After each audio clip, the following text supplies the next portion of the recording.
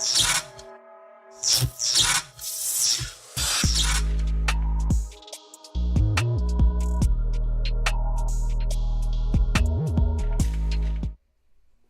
everyone, welcome back to Real Reds Talk, the #1 independent fan channel dedicated to Manchester United.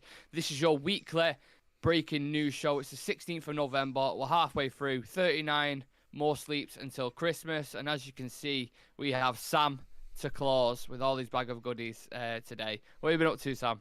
I got fuck all for you, mate, so sorry. Well, it's all right, because last night, well, I'll let you say what you're going to say, and then I'll get into it. Yeah, been a busy day today. A lot of stuff accomplished, a lot of goals done. So yeah, it's been a productive day. I am dressed. You just said Santa Claus, but I'm dressed all in black, so I don't know what that means. Well, you can have your own version of Santa Claus. We'll go with that. Yeah. So the reason why we're doing this stream today is because basically when I got back last night, I was setting up for whatever reason. The table that I had all my stuff on just shattered. And I don't know if you can see it there, cut my lip, and yeah, basically just went to shit. So this is why we're doing it today. But yeah, we've got lots of things. How is the PS5? Is the PS5 okay? Yeah, the PS5 is fine. The microphone, as you can see, is working in lovely condition. The monitor, everything's all right. Everything's fine then. Everything's all right. Yeah, because basically when everything's smashed, I didn't think, shit, there's blood, or shit, there's glass all over the floor. I just thought, is the PS5 going to be okay? Yeah. And is the Mac going to be okay? Important. Yeah, as long as they're fine, sorted. So on today's show, guys, we've got key developments on the Cristiano Ronaldo story. More and more reaction coming out from that every hour. And of course, we have the big interview, which is dropping at 8 o'clock later on, which we will be live for afterwards. So turn on the notification bell so you don't miss it. And it's officially World Cup week, which means, you know, a lot of our players linking up with their national squads. We've had a frosty handshake between the likes of Bruno Fernandes and Cristiano Ronaldo. We've got a few bits on United's plans during the whilst the World Cup is on, and a very insightful interview from our very own Antony. So don't forget, guys, you can subscribe to our wonderful YouTube channel by clicking the big shiny red button in the bottom right corner. Smash a like on the video as well if you like the content and you want to join this ever-growing wonderful community. Also, for this month, we are partaking in the Movember challenge, letting our moustaches grow for the full month to raise awareness for mental health charity called Mind, which is based in the UK. If you would like to make a donation, the link is in the video description.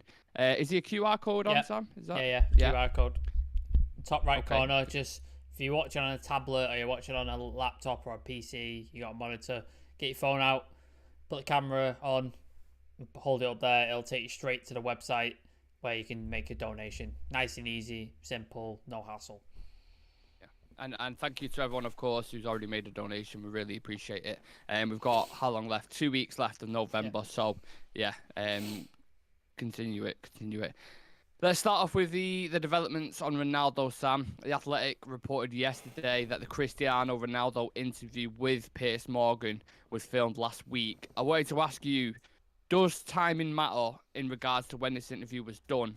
For you personally, and obviously if it meant he wasn't available for selection, it's not very professional, is it? Yeah, because there was rumours that he did it in between the two games that he was ill for. Was it the Villa and the Fulham game? Was that the two games that we had? So there was rumours that he did it in between. He declared himself ill for those two games, and that is when he did the interview, apparently. So if that was true or is true, then that's not a good look either. It's just like, because he was informed he'd be in the Fulham squad, but he wasn't going to be in the starting 11, and that's when he said, "Oh, I'm ill." And it's like, are you though? Are you ill? It's not a good look. But to be honest, I don't think Ronaldo gives a toss, does he? What it looks like to him, what it looks like to other people, as long as he gets to say what he wants to say and how he sees it, that's what's important to him. And that's his prerogative, I guess.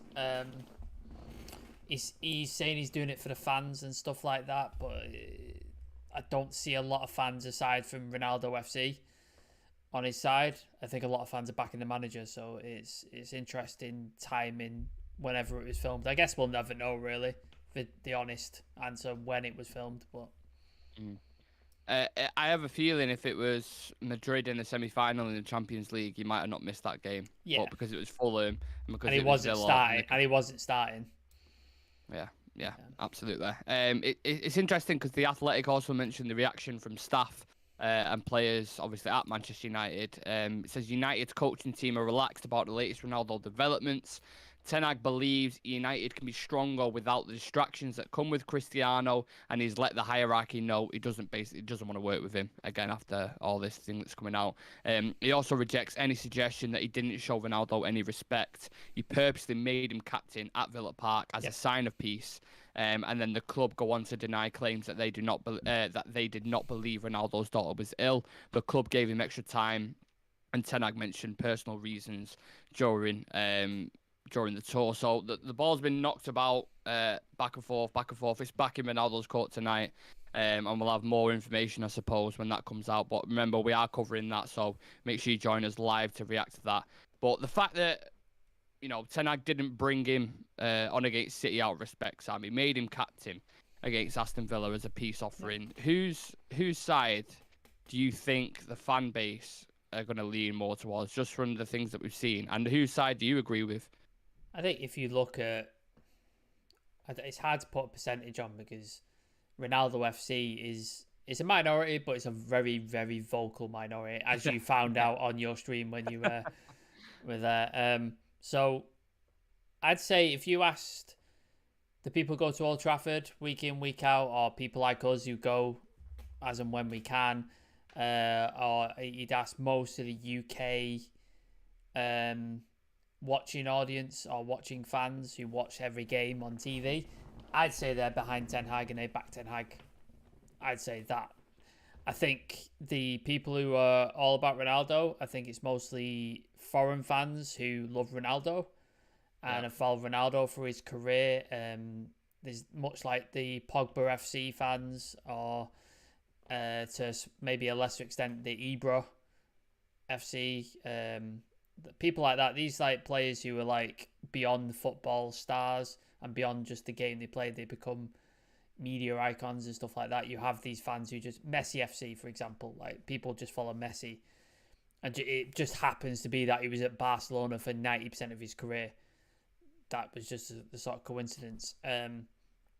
So I think it's just if Ronaldo FC, they're going to back him no matter what he says. He could shit on the fans and tell them they're not worth his time and they don't deserve to play, and then they would still back him. So it is what it is. But I think and Ten Hag is proven he's given him a lot of respect. I also say if his daughter is ill, and I believe him when he says that. Like I don't want to think somebody would lie about that. The club gave him the time off. He didn't play any of the preseason, didn't travel. I think he played 45 minutes against Rayo Vallecano. I think that was the only game he played, wasn't he? And grief does funny things to people like you and me. We've experienced loss in our lives. We've lost people. I can't imagine what losing a child does, because obviously he had that child death earlier last season. And obviously this daughter who was ill, I believe, was the twin of the one who died. So obviously the tragedy associated, and he might have been afraid that he might lose another child, which might be horrifying not to think about. So I don't want to think he would lie about that, and I wouldn't say the club would say, "Oh, we don't believe you." I think that's something in Ronaldo's head that he thinks they didn't believe him, but they gave him the time off. Well, and then go on. Sorry. No, go on. No, I was gonna say that was the sticking point for me. The personal issues. That was the one where he looked at and he was like you can't help but just feel absolutely sorry for the guy. Yeah. I was listening to a bit of the interview last night, and he was saying because one's born healthy, happy, and then obviously the other one died, you're kind of sad and happy at the same time, and you don't know. It's very mixed emotions. And that, look, everyone calls Ronaldo superhuman, but when it comes to that kind of stuff, he's human. Yeah. Like emotion and grief. Like I've lost people. I'm sure many people watching this have lost people. Sometimes, like you never get over these things. You just learn to live with the grief. Yeah. If that makes sense, you just sort of learn to deal with it better. You never get over it. And losing a child, I can only imagine like that must be the worst of the worst. Like it's just terrible. So that fully in Ronaldo camp with that, I'm like, I couldn't agree more. And if the club did deny him, which I don't think they did, that's abhorrent. I think that's been lost in translation, if I'm honest, Maybe, between the club and maybe, Ronaldo. I think there's been miscommunication. Maybe there was like, well, you've announced that you're leaving, and yeah, now you can't turn up for pre-season. So maybe it's just lost a little bit. maybe something. But that's the sort of least, like that's the thing I have the least issue with personally. Like I'm like, Oh yeah, of if course, he's yeah. like, if he thinks you don't believe him, then fine. Like it's what it is. Um, Yeah. to say, but the thing about Ten Hag's disrespect, like that's not true. Like he's played 10 games, started 10 games for us. And then he's played, I think he's come off the bench for a couple. Like you said, he had the captaincy. He's played through bad form. Like he's had terrible form, and Ten Hag still played him because obviously Antony Martial's not fit. And then that Ammonia game was like, I was watching Stretford Paddock the other day, and they had a really good analogy for it. The Ammonia game was like, do you know when someone's birthday when you're a kid and they play five-a-side and everyone's passing to him so they can score on their birthday? That's what that Ammonia game was like, watching it. Like I was in the stadium for it, and it was just like, let's make sure Ronnie gets a goal, and they kept passing it to him and he's missing it, and so even the team were like, let's try and get him going. Let's try and the team were giving him respect, and the manager's giving respect. So I don't understand where this disrespect has come from. He was saying the manager and the higher ups, and then 2 or 3 people at the club, whether that's players or staff, I don't know. Yeah. I'm going to assume it's players because we know Harry Maguire's had an issue with him, so I'd assume it's other players. So yeah, the disrespect thing, I disagree entirely. I can't see. If anything, he's disrespected them. He's walked off at a Spurs game. And then he's refused to come on, and then he's released this just after a win when Garnacho, who Ronaldo is his idol and his hero, like as you've seen by his celebrations, the guy like loves him, and he's done this after Garnacho should be celebrated and everybody should be talking about him. He's done this, so it's.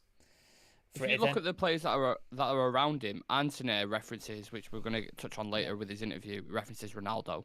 Garnacho loves Ronaldo. Ilanga loves Ronaldo. Like, it's Cristiano Ronaldo. A lot of players that are there idolise him.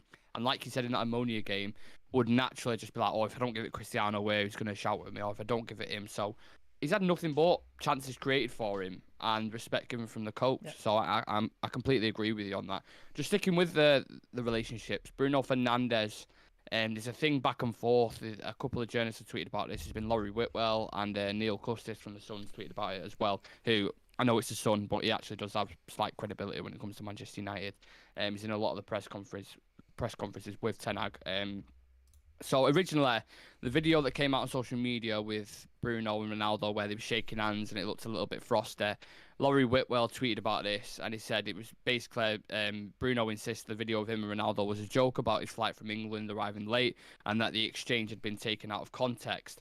But Samuel Luckhurst, sorry, not Neil Custis, Samuel Luckhurst tweeted today, sources close to some senior players insist there's been friction between Cristiano Ronaldo and Bruno Fernandes for some time now.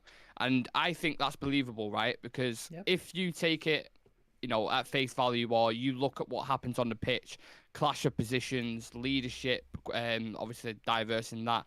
Do you think there is a natural friction between both players? Yeah, I think I've said this multiple times on this channel that I think Bruno plays worse when Ronaldo plays. I think he plays within himself when Ronaldo's playing because when Bruno came to United, he was for all intents and purposes, he was the saviour that season. Like, we were having a terrible season, and he's the reason we got Champions League football, and it became all about Bruno. And obviously Ronaldo comes in, world superstar, one of the greatest players of all time. Bruno naturally probably felt he had to take a back seat to Ronaldo, and he probably resented that a little bit. I think Bruno's at his best when he's been given the captaincy this season. He's had some really good performances. Arguably was fantastic against Villa in the second half. One of his best performances this season. So I think he has a bit, I don't think he enjoys playing with Ronaldo. Probably, and you see it in the Portuguese team, like, he doesn't function that well in the Portuguese team when Ronaldo plays. There was a thing about Dallo as well when he was on the exercise bike, wasn't there? There was a photograph next to Ronaldo, and Dallo looks visibly like sort of annoyed Oh, I've not seen that. Yeah, so it's online somewhere, but obviously photos can be taken out of context and things can be blown up out of things. So I don't know the story because it's a photograph, so no idea. And then there was that weird interaction with he was on the training ground and he grabbed the guy with the Cancelo. Yeah. So that was a weird interaction as well. So it obviously things are going to be under a microscope, so they're going to be blown out, so you don't actually know the actual story.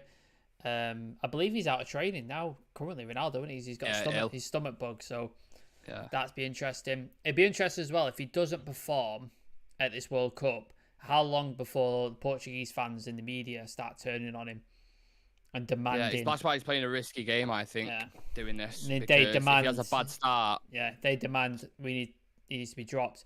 I think as well. The manager of Portugal, I don't know the guy's name, manages Portugal. Yeah. He's been given an out because I think if Diogo Jota was fit, I think he'd start and Ronaldo would be on the bench, personally. You think Jota would start? Yeah, I think he would. Because Ronaldo's had a shite season, United, not playing well, Jota. Well, they've got João Felix as well. Who they could play, potentially. He tends to play out wide, doesn't he, more than through the centre. No, João Felix can play. He can play a number of positions, but for Atletico Madrid, he plays as like a 10 and a 9. Oh, does he? Okay, fair enough. Yeah.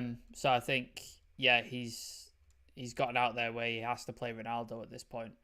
But yeah, it'd be interesting as time goes on if he doesn't score in the first couple of games or Portugal have a bad start to the tournament. Do players like Dalot, Bruno, etc. start turning on him? Do the fans start turning on him? Does the Portuguese media start turning on him? It'd be interesting anyway. Yeah, apparently several players, this is the tweet from Neil Custis, sorry, several players are really unhappy with him. And a couple of players have actually spoken about this. Jesse Lingard got asked about it and he said he had a similar situation. Who gives a shit about Jesse Lingard? But he said he had a similar situation with the club, but he dealt with it internally and now they're on good terms. Varane got asked about it whilst he was with France at the World Cup. And Varane said basically it was like kind of half and half. He didn't want to say too much. It was like, it's obviously not a great situation, but we'll manage it or something along the lines of that. So, the political answer. That's he's not going to come out, especially he was a good teammate of his at Real Madrid, of course. So I don't think he's going to come out and slate him. But yeah, it's definitely going to be interesting what happens with the World Cup, especially after the interview drops tonight as well. Which don't forget, guys, we will be live for that. Yes. So make sure you tune in at 9 o'clock. But I want to turn our focus to the World Cup. Sam, players from United been linked up with squads, and there was a stat I saw before about the Premier League sides with the most players at the Qatar World Cup, and City have 6. We're second, aren't we? Yeah. So Man City have 16, United have 14, Chelsea have 12, Spurs have 11, Arsenal have 10, Leicester have 7, and Liverpool have 7. First of all, do you think you can name the players of ours, all 14, going to the World Cup? Bruno, Dalot, Ronaldo, Antony, Casemiro, Fred. Yep. Shaw, Maguire, Rashford, Palestri. Oh, now I'm struggling. Lissandro. Yeah. Argentina. Malalassia, Netherlands. Yeah. Varane, France. One more. Fuck. Is it obvious as well? You smashed that as well. Well, I don't know because you've done it the way I did it. When I was thinking in my head, I did it from defence, midfield, and then thinking, oh yeah, there's one midfielder missing. Donny's not going. No. Fred. McTominay's not going. Bruno's not there. Fred. You think Eriksen? Eriksen. Fuck. Yeah. The Dane. Damn it. Great Dane. Damn it. Yeah. So with you look at that list of players, Sam, given the current form they're in, who do you expect to have a good World Cup? Who do you think could be a potential flop? And could there be any surprises? Palestri might be a surprise. He plays very well for his country, doesn't he, when he plays? Sure has to be. Yeah, he'd be loving it. And I'm sure it'll help his agent out to get out of Man United, which is apparently what he wants. So, yeah. So that could be one to watch. Lissandro, very interesting. He's not played for Argentina much, so this will be very interesting. A lot of people hyping him, Yeah. Argentina, like they've gone and watched them train. apparently they've been on a really good run. Apparently they've got a really good unity in the team, which they didn't have previously. Like previously, there was a lot of people who were a bit annoyed that everything went through Messi and stuff like people like Gonzalo Higuain and stuff like that. So there's not many superstars in that Argentinian team now. You've got Messi, Dybala, and then there's no one like massive, like who's scoring hundreds of goals, is there? So it might Argentina be interesting, and they've got quite an easy route as well through the group, whereas Portugal got quite a tough group. So Argentina would be interesting. Lissandro as well. Ericsson is always a star of Denmark, always fantastic for them. And they did well at the Euros. Obviously, England beat them, so they always do well. France are always a contender. Don't know how much Varane's going to play because obviously he's injured, so I don't know how much. Why do you think they're not the favourites? We're going to do the World Cup countdown. Because they implode. But... Everything they have an argument, don't they? And they kick off with each other, kick off with a manager, kick off with each other. Like it's not a unified team. They just have tremendous talent and tremendous and depth. Kunku out as well. But it doesn't even. I'm gutted. It doesn't even touch it. It doesn't even touch them though, does it? Like they've got so many options. Like so many options, so it just doesn't even matter.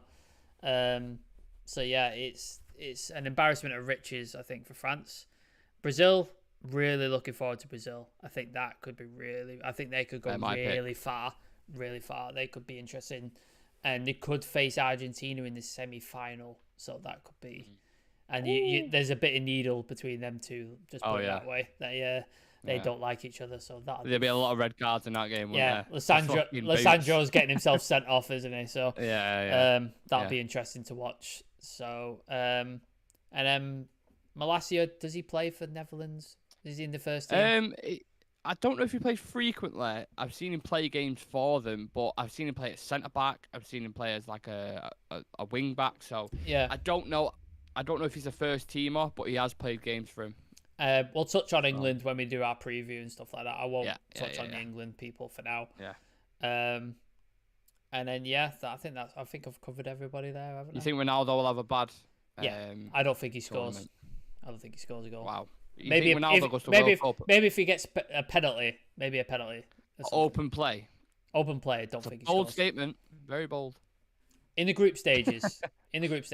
Like if they make it through, maybe he gets that. But in the group stages. Yeah.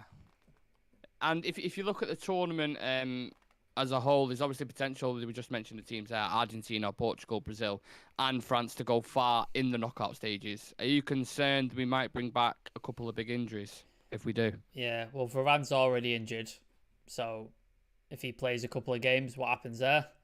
Do we risk permanent long-term injury because he's not got a great history as it is? So that's worrying. It'd be really good if he just didn't go. I'd prefer that. Just don't go. Like that'd be much more preferable. Harry Maguire, if he gets injured, who gives a shit? Like, doesn't bother me. Shaw could be tricky because then we're left with Malacia, and I think he has holes in his game. If he's playing first choice left back, so that could be interesting. Rashford's in a great form.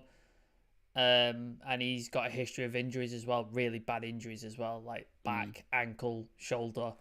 So if he gets injured, that's sort of they're relying on. I think he'll be our surprise package off the bench, though. I don't think he'll start. You're probably right. And then Casemiro seems to not get injured, does he? Like he seems to be. Fred as well. Fred doesn't get injured either. Yeah. Like Fred, they seem to be pretty bulletproof. Antony's. We've had Bruno. Antony's. We've not seen enough of him yet, so that it might be a risk because then we're stuck with Elanga and Sancho, who's not in form at all. We're short, aren't we? In a lot of positions, we're short if they do go down. Well, when we get into the World Cup stuff, I'll go into definitely stuff, the human rights stuff aside, but the timing and the fact that they've scheduled it, the time they have is utter insanity. Like, I don't understand what they're doing. So we'll get into that. 4 in the World days Cup preview. to prepare or something. It's Such a ridiculous. ridiculous thing. One thing I'd say, just watch that FIFA documentary that's on. I've watched Netflix, it. I watched it. That'll show you everything you need to fucking know on that. Honestly, if you didn't think FIFA were corrupt, watch that. That'll open your fucking eyes. That'll corrupt this system. The grease in the palms and that is absolutely ridiculous, mate. Like, and they don't even bad. hide it. They don't even hide. They're not even like ashamed of it. It's just proper upfront. Blazer. It's just like, oh Jesus Christ. The most American name I've ever heard in my entire life. Chuck Blazer. Chuck Blazer. The Caribbean guy. What was his name? He was from Trinidad. Jack Warner. Yeah, he was fucking corrupt beyond belief. Sepp Blatter, fucking gargoyle of a man, like just absolutely mental. Wanted to stay on as FIFA president no matter what. Like, just for like craziness. 15 years or something ridiculous. Craziness. But, I would advise people to go watch that. It. If you want to know how corrupt this Qatar is and stuff like that, go watch that. Yeah. I'd really advise that. Now, obviously, as the tournament is ongoing, Sam, the clubs are not just going to kind of sit still and do nothing. We're going to have progress aside from the tournament. In normal circumstances, the whole footballing world kind of pauses whilst the World Cup's being played. But obviously, the World Cup being played mid-season, the circumstances change. You would think players and managers, obviously, they're going to have to keep their minds, bodies sharp as possible to be ready for obviously the return when the lads get back from the tournament. And I want to use Garnacho as an example here because he was starting to gain some really good momentum, some form, hit really good form, and then, it's just important for a young player when he gets to that stage and it's like, right, we're going off to Qatar now. It's like the worst point for us to go for him in particular. How do we keep him hungry and not let a player like that get complacent now over these next few weeks? Because it could very easily, the shine could burn out very quickly. Do you know what I mean? Yeah. Before I answer that, Aaron is asking if you've got a pimp cane in the corner. I'll let you wonder what that is.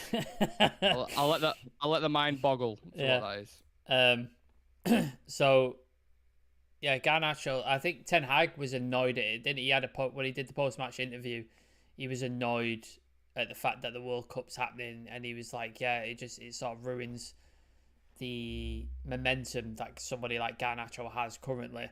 That he has to stop because you want him to play games, you want him to get minutes and develop, etc."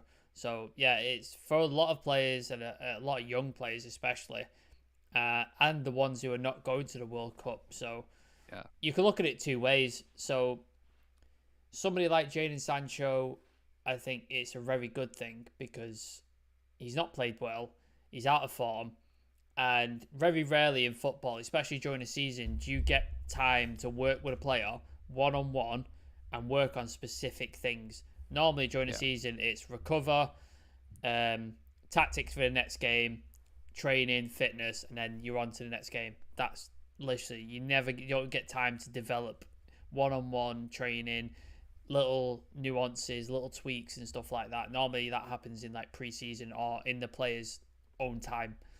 So it's a unique opportunity for people like Jadon Sancho, people like Donny van de Beek. Obviously, he's only just come back into the team and he's not played very well.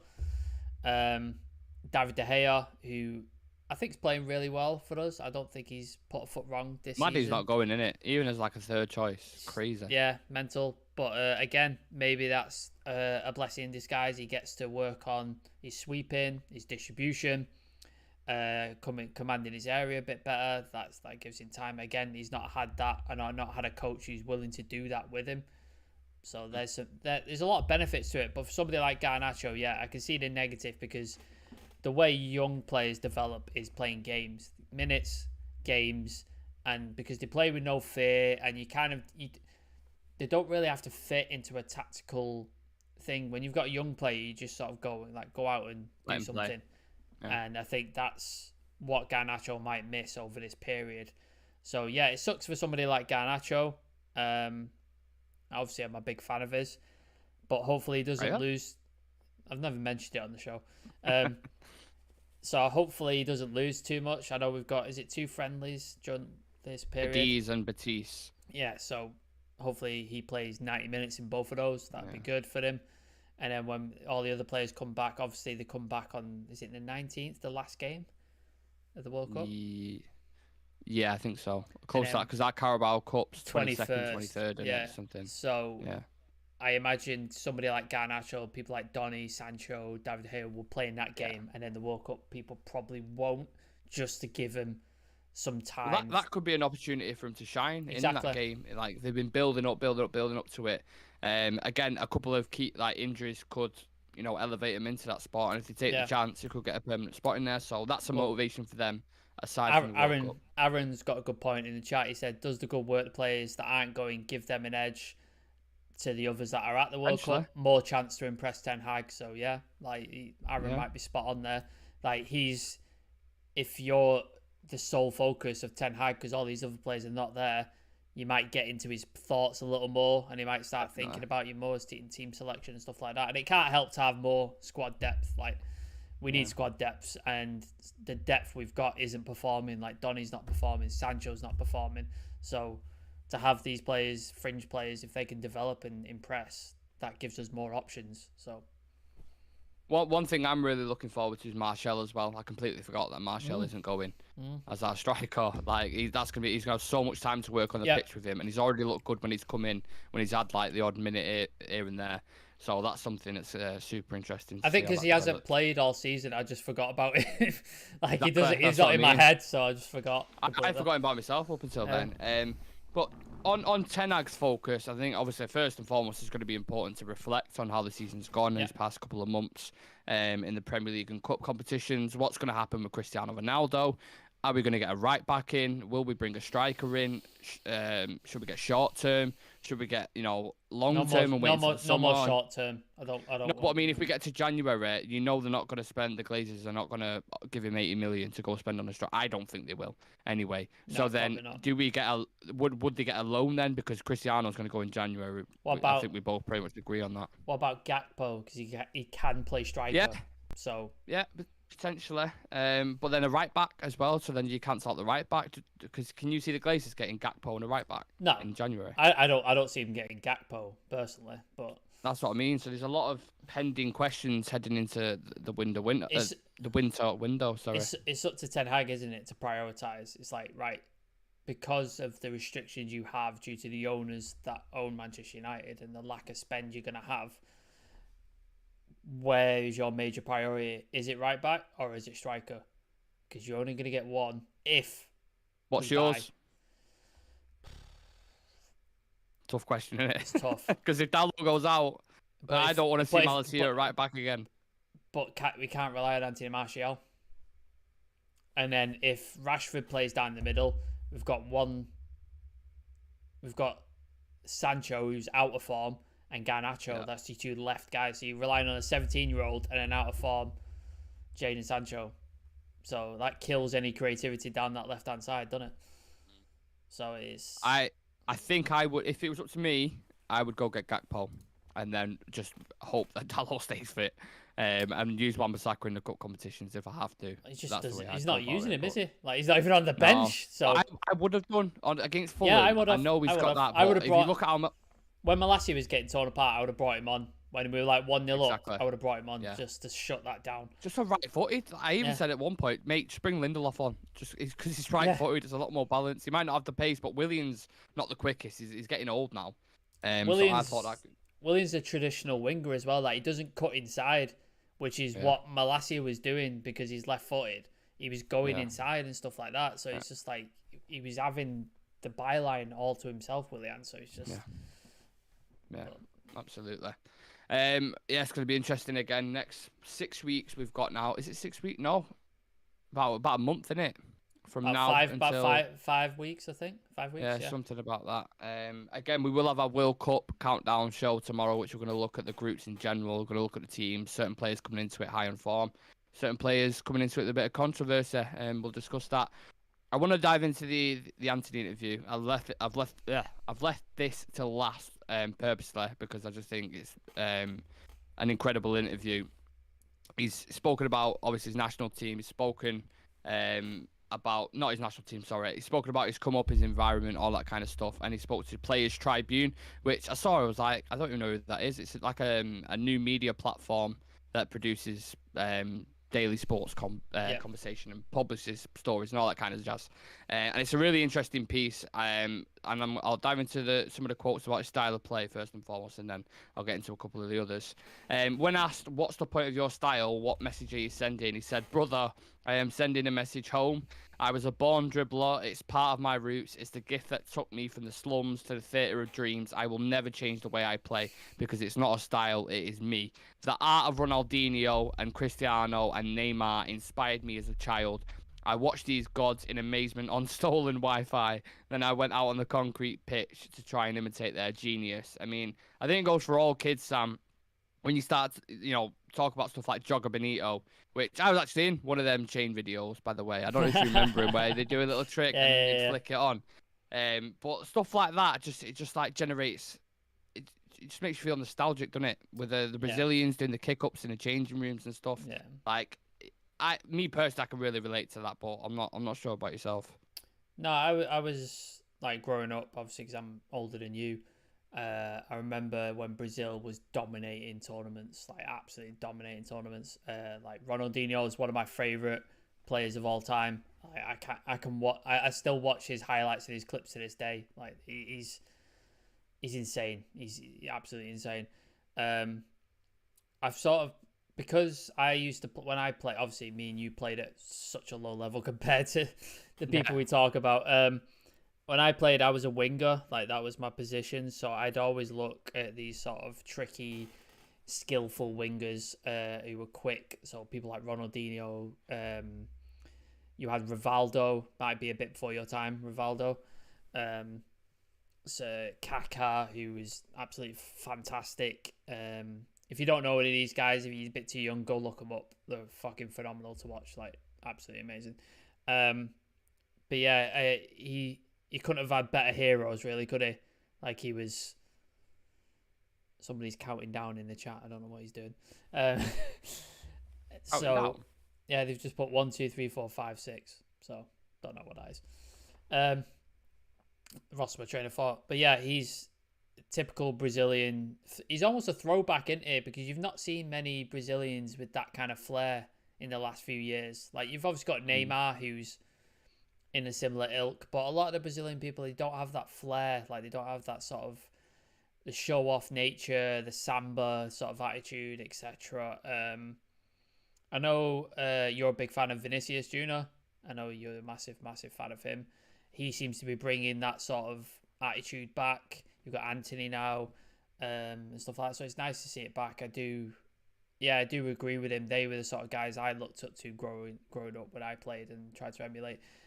Later on, as I got in there, I started to realise I can't do these sort of skills and stuff, rainbow flicks and what have you. So I started looking at players like Pirlo and stuff like that, like for passing, because that was more my game. So yeah, I was obsessed with Jogger Benito videos. I remember like the white and gold boots that they had, the Nike ones. I just thought, it's like really nostalgic thing for me. Antony got asked about like growing up in his environment and how dangerous it was. He says, when you grow up having to jump over dead bodies just to make it to school, you cannot be scared of anything in football. The things I have seen, most football pundits can only imagine. There are things you cannot unsee. I went from the slums to Ajax to United in 3 years. People always ask me how I was able to turn the key so quickly. Honestly, it's because I feel no pressure on the football pitch, no fear. I was born in hell. That's not a joke. For my European friends who don't know, the favela where I grew up in Sao Paulo is actually called Inferno, Little Hell. Hearing stuff like that, Sam, does it make you root for him just that little bit more? Yeah, you always love an underdog, don't you? Like a guy who's come from nothing, fought his way through, and like got to like arguably the top level. I can't imagine what it was going through what he's obviously had to go through in the favelas and the sort of environment that he's grown up in. There's a film called City of God. I don't know if you've seen it. Yeah. If you want a reflection of how brutal the favelas are in Brazil and how it is growing up, go watch that film, because it's made by a guy who grew up in these favelas, and it features people who live in these favelas. They're not actors, it's actual people who live there, and it's fucking horrific, like absolutely horrific. So I can only imagine what he's growing up with. But yeah, a guy who's brought himself up from nothing with his football and his talent, and he's got his family out of there. I don't know if you're going to get onto the quote later about his family. Like, his only dream was to get his family out of the favela. Like, it wasn't to win a World Cup or to win a title and stuff like that. It's a guy who's just wanted to get his family out of poverty and out of danger. So he seems like a stand-up guy. Obviously, he's got the Brazilian ego and the attitude, which, if you back it up, I got no issue with it. If you back it up on the pitch, I know That's the main point. I know a lot of people get upset with his spin move and stuff like that, but football's entertainment, man. You got to be entertained. Like, be entertained by it. If you watch football and somebody doesn't entertain you, what's the point? You just the only people who are getting upset by that are people who can't do it. Yeah, that's what I think. Obviously, like, if your centre back is doing it in his own box, yeah, I'd be yeah, exactly. Then you'd be pissed off. But a guy who's in the other half attacking, like, there's nothing wrong with that. But yeah, I like the guy. I liked his attitude already. There was the video where Lissandro ends up bumping, is it Jorginho? And then Antony's right behind him, and he's like looking at him like he's going to murder him. So that attitude, I'm all about it. Bring it on. I mean, the way he describes is his hometown. He should probably give that nickname to himself, Little Inferno, because he's got a bit of that fire inside himself, hasn't he? I think someone needs to make a film on him, the way he describes some of this stuff. I'm sure it'll happen. Yeah. From 3 years, from like the favelas of Sao Paulo and stuff to Manchester United, fucking insane. Absolutely insane. And I've saved the best quote until last. I thought this one was fucking insane. So, dribbling was always something inside me. It was a natural instinct, and I refused to bow my head to anyone. I would elastico the drug dealers, rainbow the bus drivers, nutmeg the thieves. I really did not give a fuck. That quote has got to be one of the quotes of like the past decade in interviews. He needs to put that on his wall at home. Just put that, like, print it up on your wall. Like, that's... Yeah. When I first saw that, I thought, whoa, what the fuck? It's super interesting guy, man. It's super, like, I'm seeing this now. I'm backing him more and more. Like, when I'm watching him perform on the pitch for Manchester United, I really want him to succeed because he's come from absolute shit. And a lot of people forget Antony he's only 22 years old. Yeah, he's not even coming a massive price tag. He's not his peak yet. Exactly. Are you happy with his progress so far, Sam? Yeah, he's shown glimpses of stuff. He's shown little bits. Like, he scored a couple of goals, that were absolutely stunning. Like, some really good goals. I'm hoping it just continues to improve. I'm hoping it's not just like a flash in the pan type thing where it's like he shows a bit of flair and then he just sort of fucks off, and it's a waste. I'm hoping he improves. I'm backing the guy. Not everybody can be Lisandro Martinez, where they start and then they just don't stop and they just absolutely hit the ground. Very rare. It's very rare to do that. Casemiro took time to bed in, and arguably he's still not all the way there yet. Christian Eriksen, he's dropped off a little bit, tiredness and stuff like that. Yeah. So yeah, it takes time. It's Ten Hag's less than 6 months into his regime. He's 14 games into a season. It's gonna take time. You might see the best of Antony next season. Once his next season gets going, you're probably going to see the best of him then. Once he's had more time in the Premier League, more time under Ten Hag, better players coming in, less players leaving, etc. So just give the guy time. I'm sure he'll deliver. Aaron said in the chat, only people get upset at Robbie Savage or Souness because they have no flair. Yeah, pretty much. That's my point. Pretty much. Yeah, the only people who get upset are people who can't do it. We've missed him since he's gone out of the team, I think. Having to play Langer out on the right-hand side or then Rashford on the right-hand side just doesn't... Even tactically, we really miss out. I was going to ask you, do you have a favourite South American player? But I think you've clarified that with... do I need to answer that question? With Ronaldinho, so, yeah. Okay. I mean, you could rack it up like Kaká, Ronaldinho, R9, original R9. Ronaldo. Aaron said in the chat his favourite was Adriano. Yeah, Adriano was great, but then he just into the ground. Injuries. He had so much potential, man. But yeah, I hope we see some Brazilian return to sort of Brazilian flair. Surveys in the chat. He made a very competitive Brazil squad. You don't become a Salaco if you're a flash in the pan. So there you go. Yeah. Well, it's got a lot of competition, and it's got the likes of Rafinha, Vinicius, Neymar, like these kind of guys to get past. I don't think he'll be a starter, but I still think he can significantly Rafinha's not had a contribute. great season though, has he? He's not. No, but a lot of Barca players discussing all that, saying he's doing really well in training, but then when he gets to like he's killing it, murdering people in training, but when it gets to the thing, he just I don't know, gets to the dance and he can't do it. So, but yeah, I think they've got that many attackers. They haven't even taken Firmino, which I would have just for that kind of different option. But again, we will get into that. World Cup countdowns tomorrow. Make sure you tune in for that. About 6:30. Do you want to mention something about Mbappe and Osimhen today? So in a story that I will call complete and utter bullshit because I don't believe a fucking word of it, but we have to report stuff that is out there. I think it was David McDonnell who works for the Daily Mirror. So he's basically sort of announced stuff on Cristiano Ronaldo and the look for a new striker and stuff like that. He said, Man United have accelerated their plans to replace Cristiano Ronaldo with, get this, Kylian Mbappe emerged as a target. United possess the financial might to pay the 150 million plus transfer fee to land him. United are one of the few clubs able to pay Kylian Mbappe 500 grand a week with significant performance-related bonuses to tempt him to make the move to England. What, are we going to offer him the director of football as well? I was just about to say, can we clarify, is that Fletcher's job or is that a player on the pitch? Or is that both? And then in addition, Napoli's Victor Osimhen is on Man United's radar and a more attainable January target in Kylian Mbappe. You fucking think? With the Serie A club brace themselves for a multitude of offers for the £60 million rated forward when the window opens.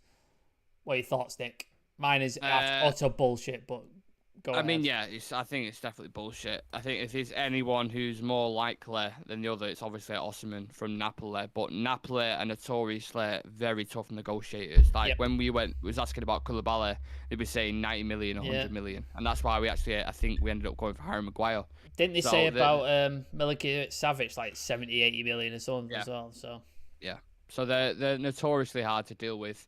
And January especially, which, in comparison to the summer is a tougher window. I don't think it's impossible to get deals over the line in January, but we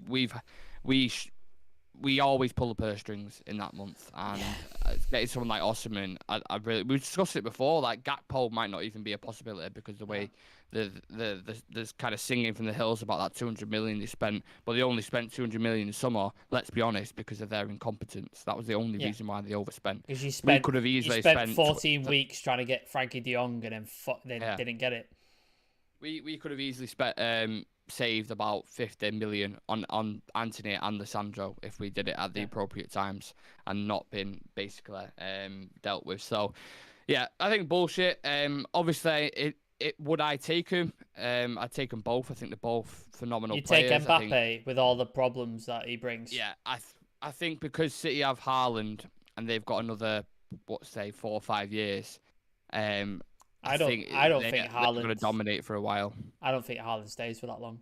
I think he goes. But if they're winning trophies, if they're winning Champions Leagues, like year in year out, or a lot of Premier Leagues, why would you move? That's my question. I think that's the type of player, right? Like, cause obviously he was a blueprint. He was the Viola client, wasn't it, beforehand? Yeah. And these type of players, they stay at a club for 3 years and then they move to the next one. Stay at a club for a year, they move to the next one. I think that's what Haaland is going to be. Obviously, he's going to win trophies. He's going to score. Great records as well. Great records. He'll score a shit ton of goals, no doubt. But I don't think he's I don't think he's an Aguero. I don't think he stays at City for a long time and becomes a legend. I think 3 years, trophies, probably finally win the Champions League with City, and then he'll go to Real Madrid. I think that'll be his next destination. I just think the next two guys, you got Ronaldo, Messi. The next two guys are Mbappe and Erling Haaland, and I know Mbappe's had his issues with his ego and attitude and demanding certain things. I think under the right coach, I think he's phenomenal anyway. Like, he's scoring goals when he was like 19 in the World Cup and shit. It's mental. There's no doubt in his talent. There's no doubt in his talent. Like, he's unreal. And I think he could fit any team, any system. He's that good. So I would take Mbappe, but I know the problems that come with him. Osimhen's another one who I think would suit more the system because he's more kind of athletic, more of a target man. And he's a bagsman as well. But I don't think any of them. There's happen in 30 there's 30 people in the chat, so if you've got any questions, chuck them in because we've got some time before the sort of Ronaldo stuff.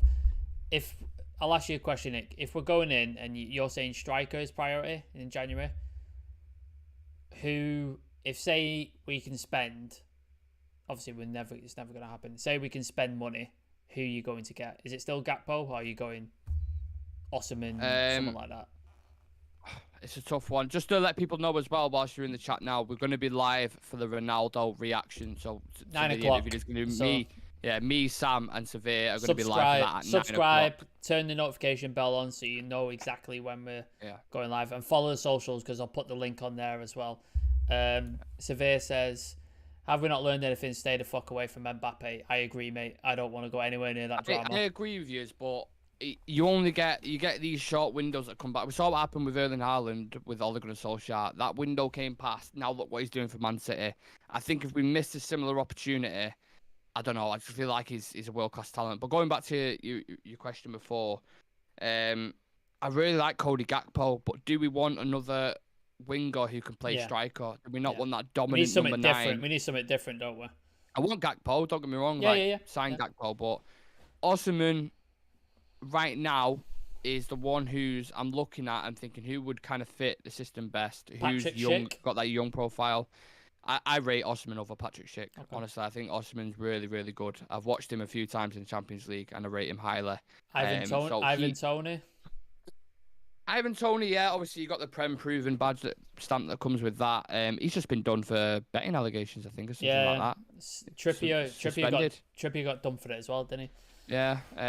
But yeah, Ivan Toney's obviously a phenomenal talent, Premier League proven. But then, how much money is that going to cost you? It's a lot of money being thrown about. So honestly, I'd take a few of them. But Osimhen, right now, would probably be my leading candidate. I'd say. What about yourself? My original choice was Tammy Abraham, but he's having a bit of a stinker this season, which is unfortunate. But last season, absolutely smashed it. I think is he the top goal scorer in Serie A, or was that? I don't know if he was top, but he had like 18, 20 goals, something like that. Very good record. So I really rate him. I think he's really good. He's having a bit of a stinker, but everybody has a bad season. I still rate the guy. I still think he's good. I like Ivan Toney a lot. I think he offers something a lot different to Antony Martial.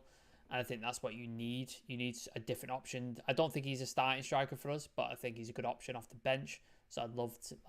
imagine you've got 20 minutes to go and you need to score a goal and you chuck Ivan Toney on. Who would be on before him? Martial.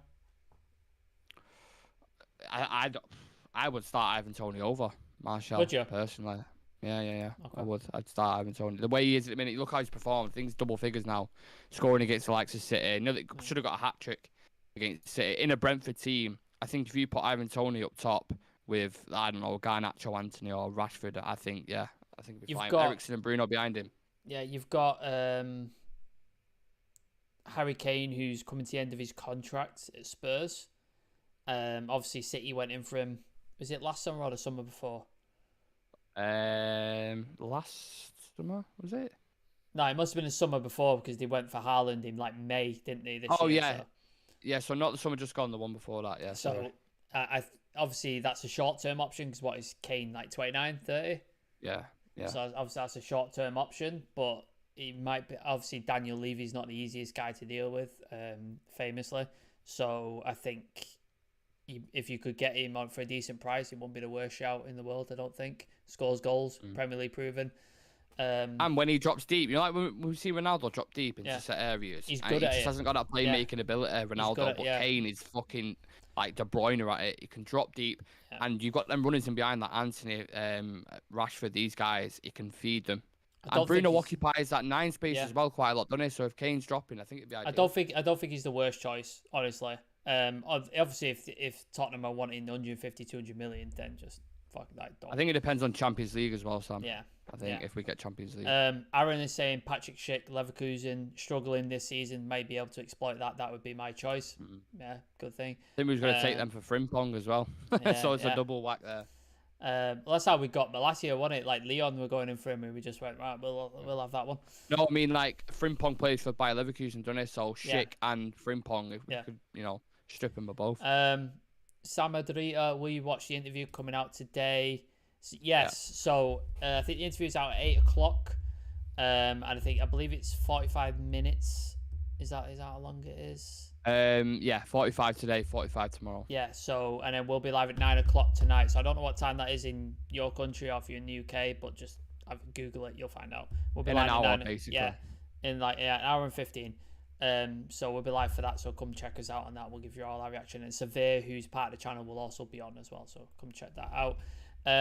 First, we need a right back as competition for Dallo. So Sam Reed is saying we need a right back over a striker, which is interesting. If we're thinking about right backs, Nick, who are you having? Who would you go for as a right back? I can't lie, I've not watched a lot of Frimpong. From what I've seen, little bits of him, I do really like him. I've always rated Denzel Dumfries. I said when Inter Milan lost Hakimi, they sold him for not lost, but they sold him basically for £70 million. They had to replace him. They went and signed Dumfries for like 12 million, something like that. Really good, astute business. Done well for him. Plays in a back five a lot, so hasn't really had much time in a back four because obviously Netherlands play a back five as well, and he's a really attacking right back for them, and I think he offers something different to a lot of the traditional. He's aggressive, and he's aggressive as well, isn't he? He's very aggressive. Yeah, quick, athletic, got quality on the ball. The one thing that highlighted him for me was I don't know if it was the Euros. Maybe the Euros just gone. He had a really good Euros, getting loads of assists and goals and stuff, and just stood out to me. So Dumfries, I still rate. He's something I'd go, and I don't think he'd be too expensive because Inter bought him for 12 million. You could probably pick him up for about 30 million, I imagine. So that's someone I'd look at. Yeah, I find it hard to pick. It's all the best right backs are like big clubs. Like every sort of right back I really like is at big clubs, and like you said, I haven't watched much of Frimpong, so I don't know much about him. I know Dest is on loan at AC Milan. Yeah. And we took a look at him, didn't we, in the summer? But he's a very similar player to Dallo, so I don't know if you want to have a different worked with option. Ten Hag before as well. I don't know if you want to have easier. I don't know if you want to have a different option, maybe, just to sort of change things up. I think you could do a lot worse than call back Ethan Laird on loan. He's doing really well at QPR. So if you get desperate in January and you need a right back, because obviously he doesn't fancy Wan-Bissaka, maybe do a recall on Ethan Laird. I think you could do a lot worse. So I think that'd be interesting. Aaron's saying he'd go for Kyle Walker-Peters. Probably gets a good price and be good competition. So yeah, I rate him. I mean, it depends on the coach who comes in, because obviously they just sacked Hasselhoff, aren't they?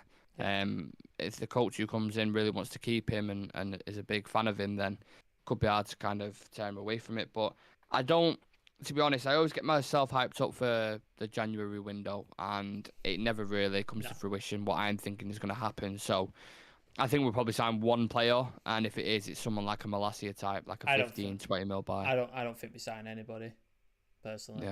Yeah.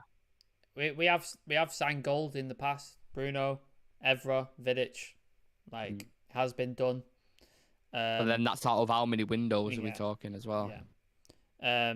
So it can be done, but yeah, I just don't think United have the planning, and I don't think they foresaw this Ronaldo thing coming.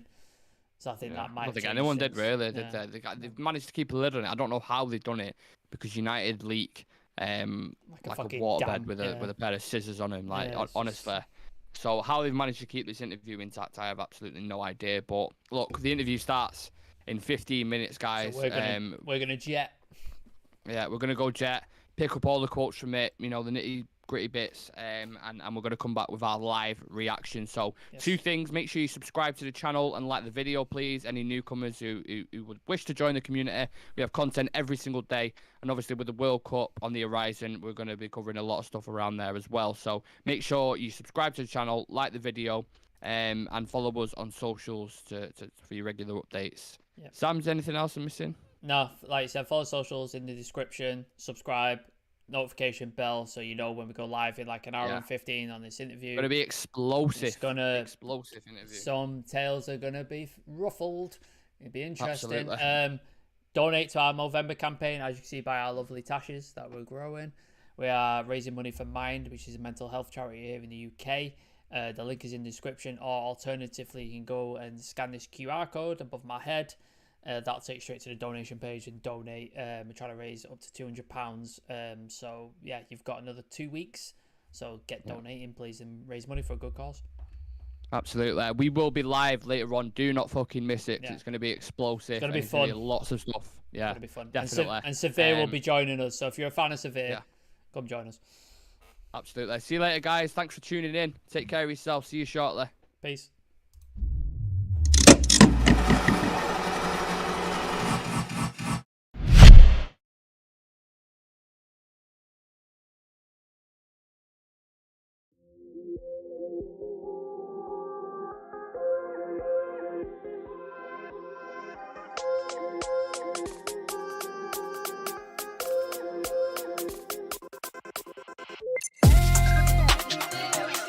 Wow.